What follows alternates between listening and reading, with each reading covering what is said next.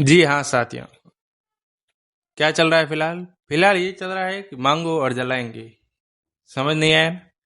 मुझे भी नहीं आया था, अब आ जाएगा आपको। तो सुनो, सबसे पहले क्या हुआ था जब कॉकरोच जनता पार्टी ने धर्मेंद्र प्रधान का इस्तीफा मांगा, क्योंकि वो एग्जाम ठीक से नहीं करवा पा रही थी। तो धर्मेंद्र प्रधान शिक्षा मंत्री है और उन्होंने इस्तीफा तो दिया नहीं, उससे अच्छा काम कर दिया सरकार ने कि जो शिक्षा भवन था ना, उसमें आग लगा दी। तो क्या हुआ, जो सबूत थे वो मिट गए। अब जब सबूत मिट गए तो उस पर कार्रवाई नहीं हो सकती है। फिर बात आती है ममता बनर्जी यानी कि पश्चिम बंगाल। जब बात आई पश्चिम बंगाल की, क्या हुआ कि पश्चिम बंगाल में अभी जो इलेक्शन हुए थे उसके सारे जो ईवीएम्स थे वो रखे हुए थे।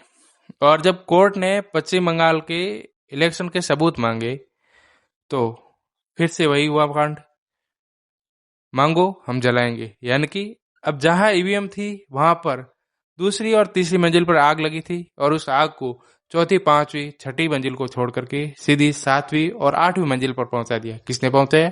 जिन्होंने ईवीएम में घोटाला किया था। अब समझ गए होंगे, मैं नाम नहीं लेना चाहूंगा, आपको पता ही है मैं किसकी बात कर रहा हूं। यानी कि जो आप मांगोगे हम जला देंगे। तो अगली बार आप किसी के बारे में कुछ मांगे नहीं, नहीं तो जला दिया जाएगा। इसलिए अब आप देख सकते हो कि करप्शन और सरकार क्या कर रही है, क्या उनकी उम्मीदें हैं। आप सबूत मांग सकते हैं तो उनके पास माचिस अवश्य हैं।